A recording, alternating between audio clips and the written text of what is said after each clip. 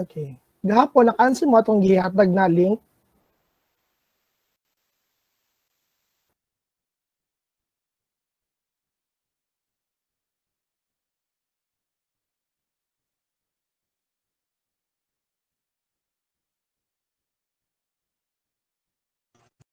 Unsa, sir? Katong link, gahapon akong gihatag. Na-answeran ninyo.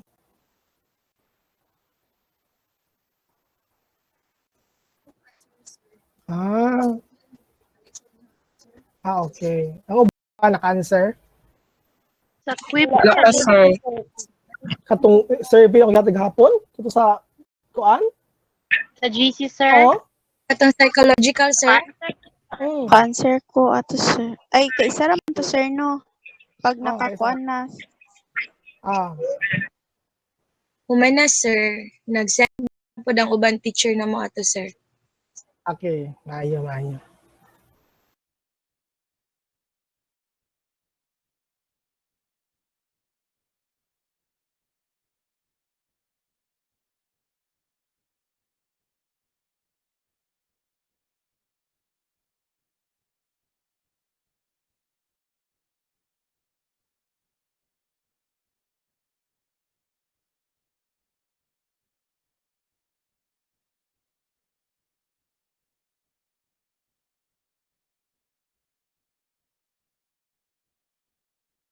4 minutes more then mag-start ta.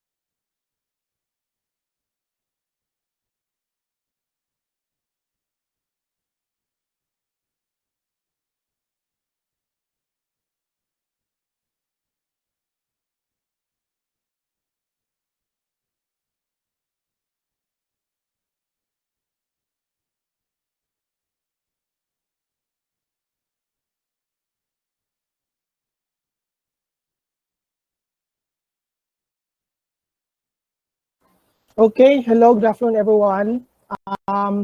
Today, we'll discuss about the topic na kung isabit gatag hapon. If na-observe ninyo gamay na, di ba? Ubo na kaayo.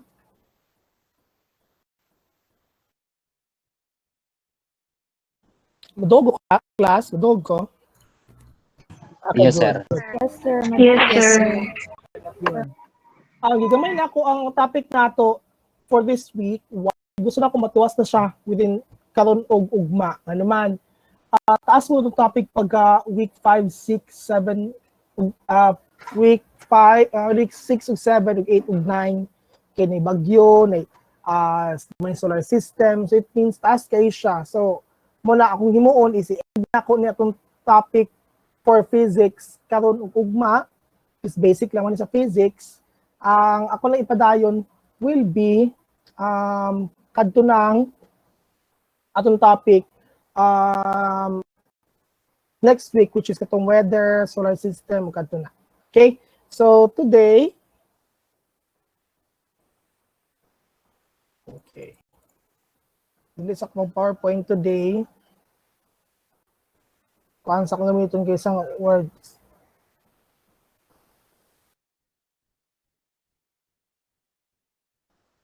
Okay, tempaha.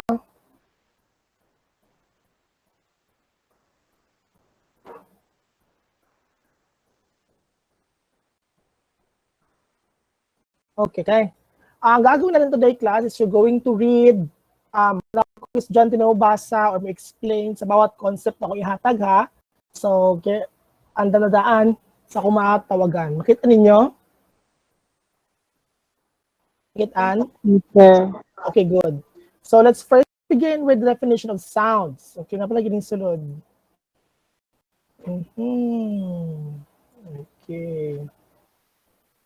Okay, sounds. Sige na, Pian. Read and explain sound. Sounds is a basic. Sir, how wait lang tayo. Sounds is a basic In physics. physics. In physics. Physics.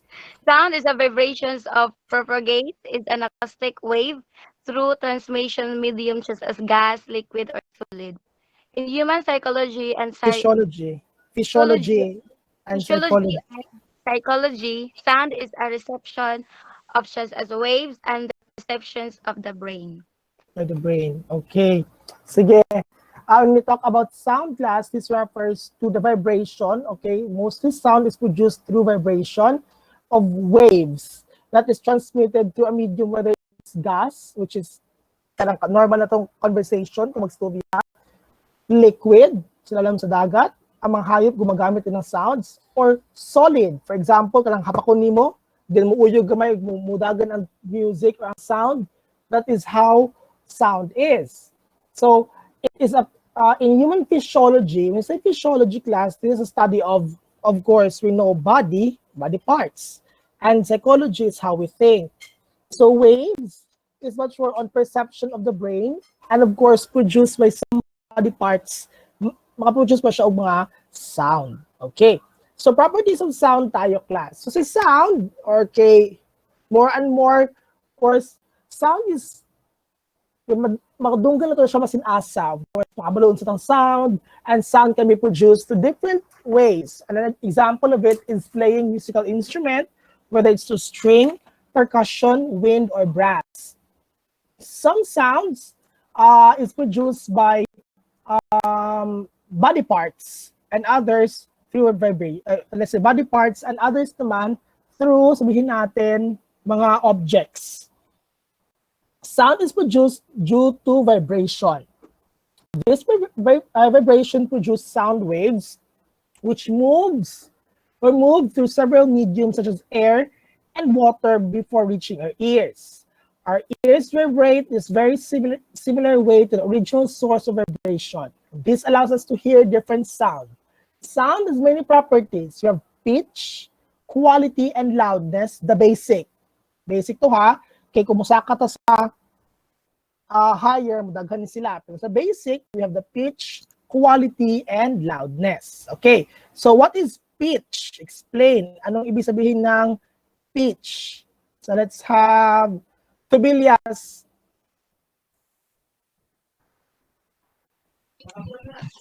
Sir, Pitch.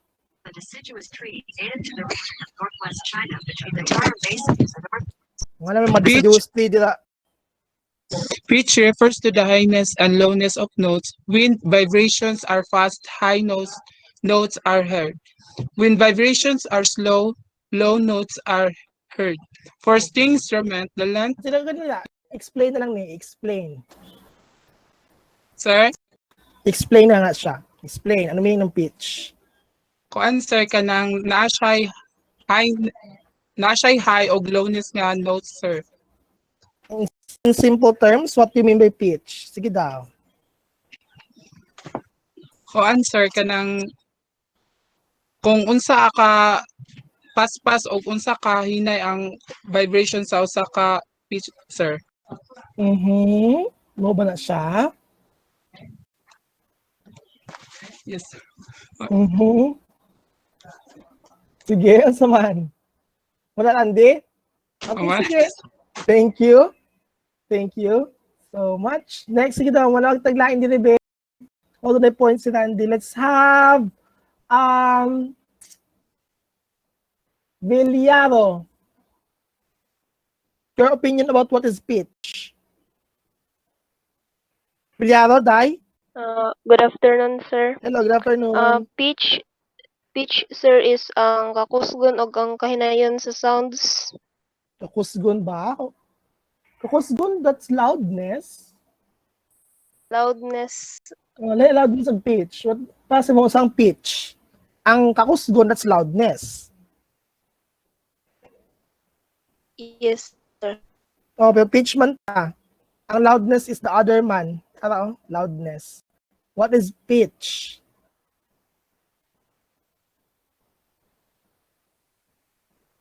Ako'y, tingnan.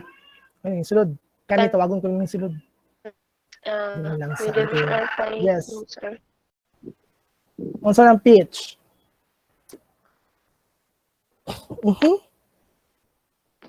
Sige. Ako to explain na ba? Yes, sige, ikaw. Kaya ni mo? Kaya ni mo?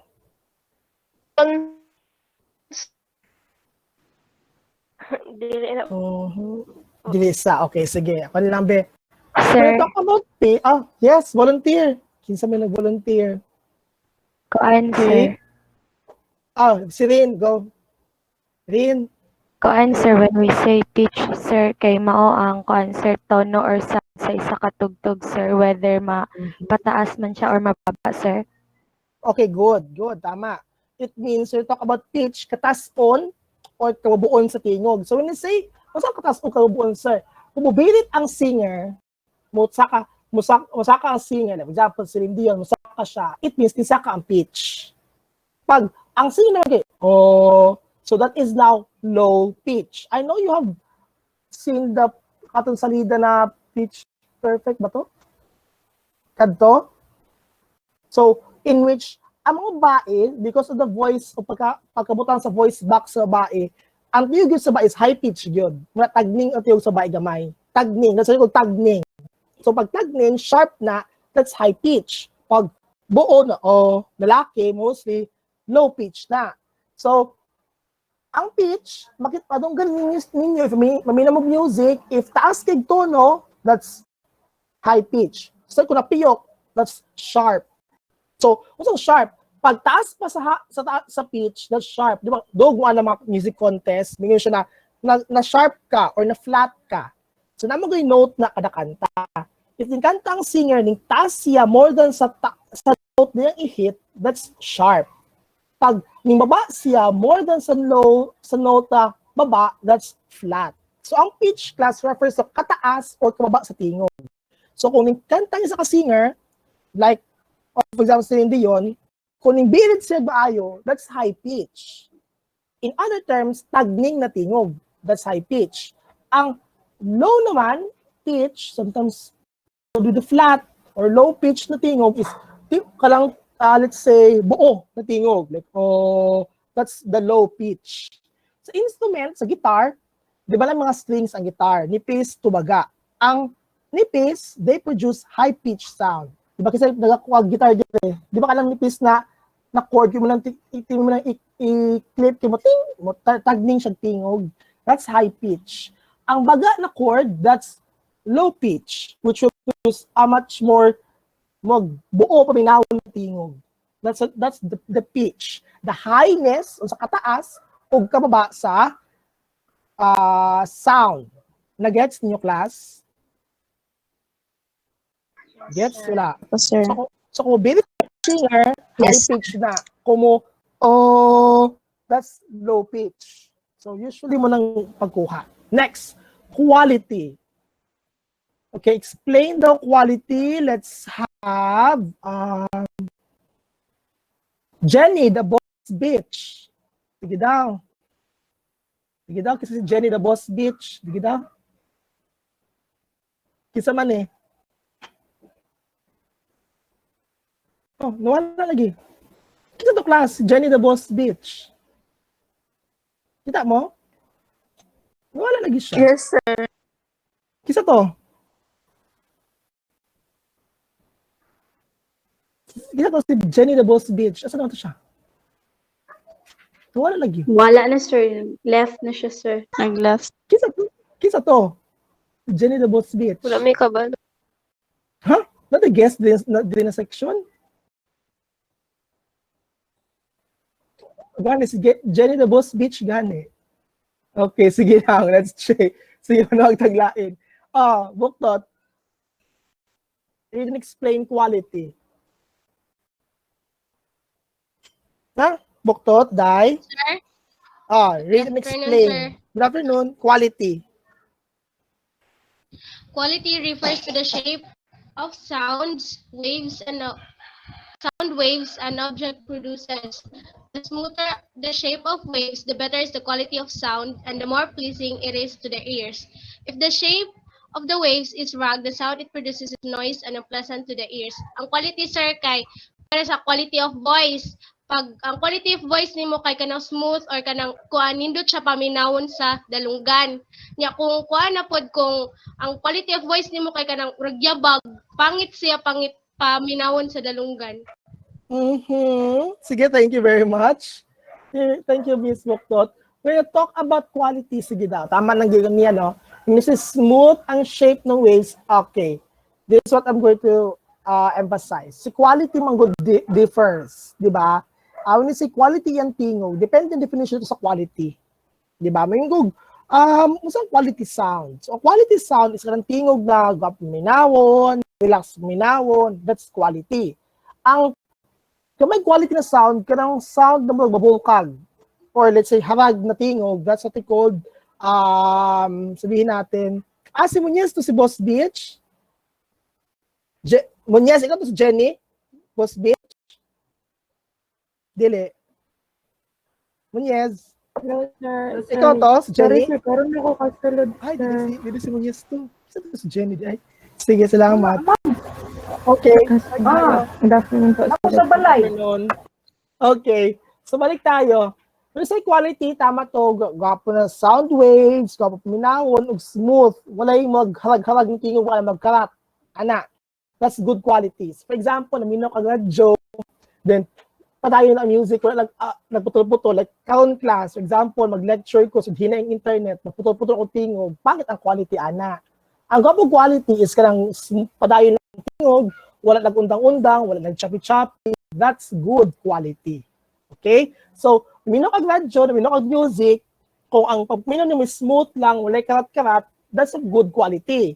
But if pagminaw niyo mo, nagkarat-karat, hindi ka kasabot pa lang sa mga lyrics, okay, let's say, karat ang yung sounds or radio, that's of low quality. Okay, gets? Okay, now let's move with loudness. Okay, loudness, can you explain? Let's have, kinsa man din ito pa-explain sa loudness. Pevi. Nas Pevi? Kulo? Yes, sir. Hello, Pevi. Can you explain? Hello po. Good Read and explain afternoon po. loudness. Hello, good afternoon. Read, Loudness, explain. sir. Yes. Loudness refers to the volume or sound's pressure produced by the vibration of an object. If the sound produces high pressure, then the sound becomes louder. This pressure can sometimes be so high that the loud sound becomes irritating to the ears. So, loudness example is kanang sa ano kanang sir sa gana siya eh. Sa mana. Sige Kanang daw. dagko nga sound box sir ba kana. So, Hmm. pag ano kaya magpa-sounds ka so to sa iya nga mo produce siya og dagko nga sounds no kanang lain ka siya sa paminawon sa ano sa dalunggan po. Okay. Thank you. Talaga yun ganina class, yung classmate, loudness refers to the volume of the, let's say, music or sound. If the volume is too high, tasking volume, this will now create a very, very loud noise. Kanel, late ka? Sir? Late ka? Yes po, kay karon man gud mi naabot sa akong ate, sir. Okay, no problem. Kung ipangita, kisa to sa Jenny the Boss Beach. Kisa man to. Okay. So, loudness refers to the volume. So, kung may ko class na naminaw kag sounds, po quality, yung paboritong kanta, but sometimes manggod, madawag ang kanta if kusog kay mong volume. So, let's say, tama to yun, sound box, dakay doon ka sound box, okay na anak kusog, but napulo ka sound box, ang gibutang. Yung, kasi paborito mo kanta class, mabungol sa kusog, hindi ka ganahan anak. So loudness refers to unsa ka kusog or kahinay. So how do you identify this? Of course, through your volume. If at ask mo volume, that's loud. If gawin mo volume, then that's silent. So ibig sabihin, nakadepende na sa volume yung gi-prefer. Remember, the definition of loudness can sometimes be vary sa kada tao. May uban na ganahan ng volume 100. Kinsa man dili class ang ganahan mag-play og music sa cellphone 100 ang volume. Kasagaran, di ba? Uban ako, for example, ako mini ko music 50 na ang volume ana because kung ganag kusog kaayo, di mo ganag hinay kaayo. So I go with 50 or 60. Kay if loud kayo na class, makadoubt na sa dalunggan. So some likes to hear music na loud. That's why they prefer ganahan sila minaw og mga kusog kaayo ng mga volume sa music. Okay? Next. Important sound. Of course, sound class is very important. And it is caused or can be produced in any forms. So, masikin sa maka-produce of sound. Animals can produce sound. Human can produce sound through body movements or through mga sa parts sa body. So music involves sound. Sound is produced when you sing or play a musical instrument. We use sound as warning signals such as bells, siren, blowing of horns. So ibig sabihin klase sound, di lang siya basta kapapaminawon. Napa mga sound na sariling purpose. And their purpose is quite important, especially with giving signals or warnings. Kita mo anak yung cellphone na mo text sa si inyong textmate sa NDRMC na mo tingog like yung cellphone na malubat sa to. Mga anak ay kuanda ito niya warning. So these are sound to. Why?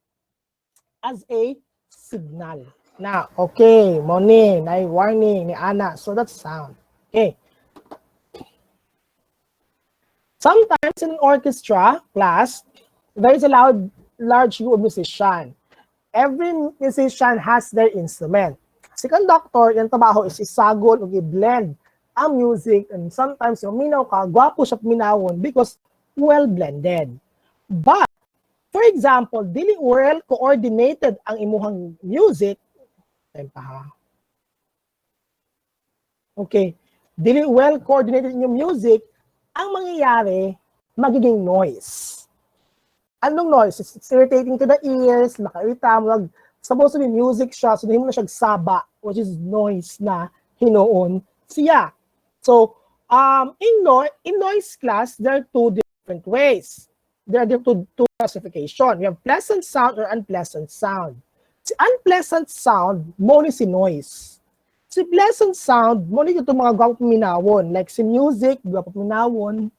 Kalang mapaktas ka class, namingaw ang palibot, hangin ang madunggan, gwang puminawon. By the way, this is subjective. This is very, very subjective. Pleasant sound and unpleasant sound is subjective. Because there are sometimes na feel ni mo soban unpleasant, pero pleasant siya. Pero most of the time yun, pleasant sounds are those slow lang, tuminawon, gentle lang, o dili siya sakit sa dalunggan. That's pleasant sound. Dili sakit sa dalunggan. Ang unpleasant naman is katong irregular vibrations. Is it irregular vibration? It means kanang sakit na sa dalunggan, kanang magsukol-sukol lang, matingog. Like, nag-duet sa bidyokihan. So, kanang, and we can build this. So, saba kayo. So, kanang ambot mo, wala kasabot, nagkanta ba, nagtula ba? So, ikaw ang silingan, doon kayo kasabalay, for example, and then yabag kayo. Supposed to be dapat pleasant unta siya. Pero, kay irritating man, irregular ang vibration. Kasi irregular, wala na igo ang mga notes, wala na klaro pagkanta, nagiging unpleasant sound na siya. Sometimes, unpleasant sound, ang number one sign sa unpleasant sound is makairita and sakit sa dalunggan. Example, jackhammer, kanang magbarina, kana class. Next, during online class, na ay nagalabay-labay ng mga tracks sa mong likod, kana pod. So, or nagklase ta online, di na nag-joke yung silingan, kana pod. So, these are unpleasant sounds. And unpleasant sounds can sometimes be harmful to your ears. Okay. Gets? Okay, good. Now, let's discuss difference between music and noise. Sige daw, who read and explain? Let's have Perez. Read and explain music versus noise. Perez? Perez, Day? Hala, natulog na ata. Desiree May Perez. Ka-DSLR mong picture, oh. Desiree. Agoy, absent. Getoro. Sir, hinay net niya, sir. Ha? Hinayang net, sir. Hindi yung net. Sige, sige. Getoro. Yes, sir. Good afternoon. Okay, Getoro. Sige, ikaw. Read and explain. Music is a vocal instrument sound combined in order to produce harmonious sound. It is usually used to express one's emotion. Noise, on the other hand, is a sound that is loud, unpleasant, and causes disturbance. It is not always easy to classify a sound as music or noise. Okay, sige daw, explain. So when we say music, sir, is kanang ginagamitan og instrument or ang tao mismo ang nagkanta.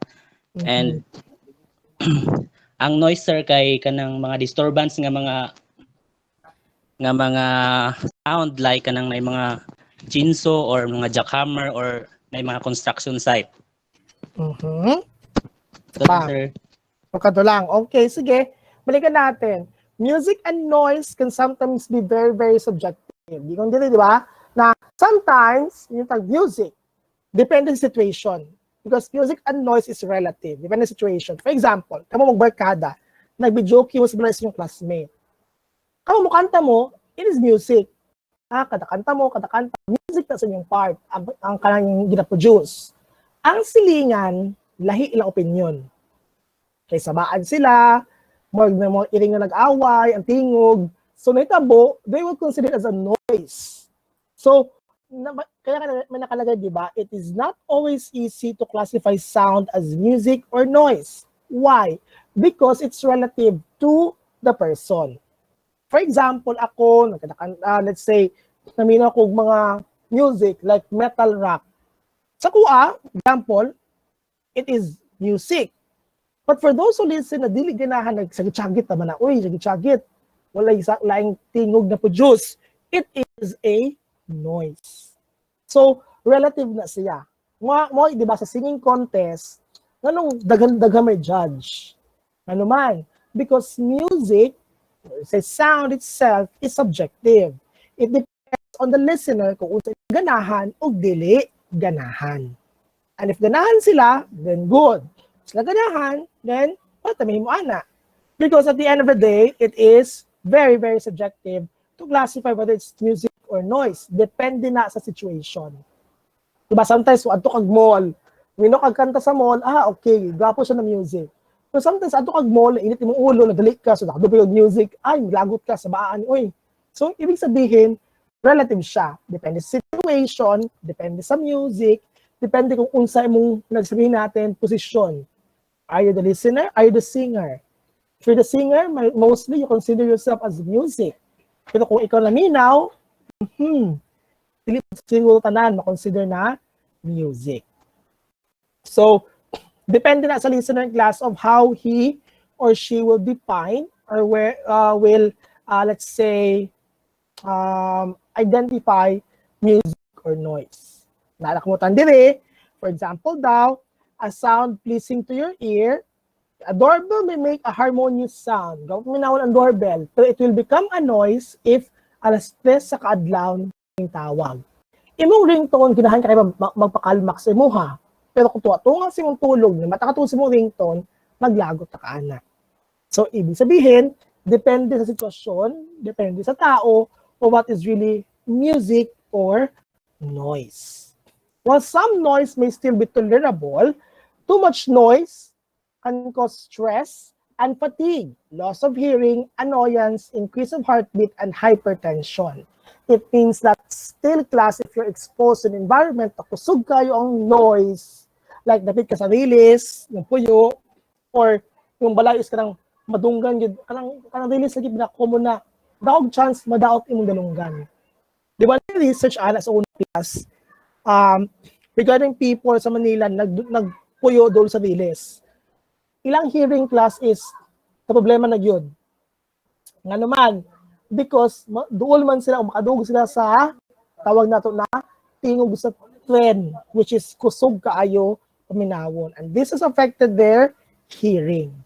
So, depende na klase mo sa environment na aka. Pero ang noise yun is makadaog mas dalunggan and then makakause stress or sometimes annoyance or even hypertension sa naminaw if pangit or sabihin natin maka-stress ang ilang ipaminawan na kanta or sound.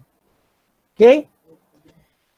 So, actually, di na mag-end ato ang lesson for today because tomorrow we will discuss electromagnetism, magnetism, karon i-topic na to ugma sa parallel circuit, so mga circuits, closed circuit, open circuit. This will be our topic tomorrow. So, we'll end here at music today. If you're going to observe, dali natin topic because simple lang man si music. Okay, are there any questions?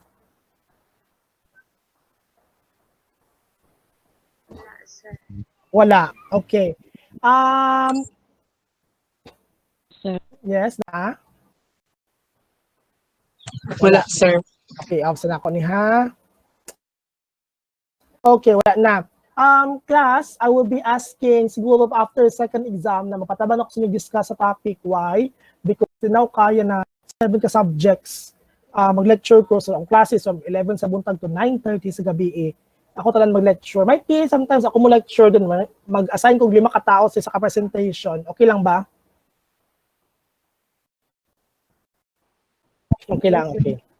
Ay sometimes masakit akong tingog or mapagaw ko minsan-minsan. Pero mostly, if kaya na ako i-discuss, ako mo discuss sa topic. Assign lang ako sa inyo. For example, karon ako, Monday, Tuesday ka mo, so Monday na po ako, Tuesday na po ka mo, ana lang. Let's alternate lang with the discussion. And I'm going to also observe kumusta yung speaking skill, especially regards to using English as your language. Bisaya, no problem. But we're going to see unsa mo storya. Okay, tomorrow we'll go with the last topic for week 4 and 5. And then ako yung article ihatag, ipabasa, mo answer mo ato. At ang examination will be on Thursday. Okay? So, mo-open ang exam. I-open ako siya, it's 10 a.m. Then mo-close ako siya gabi 1 hour na ako na siya open class. Not just 1 hour. 50 minutes na ako siya open class para ma-answeran ninyo 50 items po na question. O 55, depende, 1 hour, depende na siya class. Ako ibutang na. Basta ma-answer na mo, ana. Okay? So, the episode, I know very well, like conversion, internet pa na ninyo class, sus, kailan na juguan ni, mga bataa. Okay, so, pero, at least, you'll have to answer some of the questions then, we have time. Okay? Ito si Jenny, the beach. Ito to class, kaya para ma-attendance ako, basing, nobody question to the Jenny, the beach. Wala. Wala man tayo answer, Wala. sir. Wala. Sino ito? Wala yung name, sir. Kita din sulod dyan ganina, di ba? Ano ito ganina kita mo? Sir, pero dili sir. siya mo on. Ano to?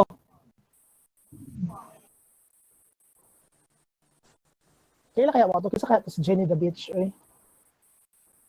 Wala man siya sa group plate po, sir. Basta magulahin na kung yung gamit account, di ba? Anak ba? Si Jenny the Beach yung gamit, wala ka dito. So, kung lang pangalan na Jenny the Beach yung classmate, yung sa absent ka ron. Okay? Sige, that's all for this afternoon, class. Miss, bye! Thank you, sir. Bye, sir. Bye, sir. Thank you.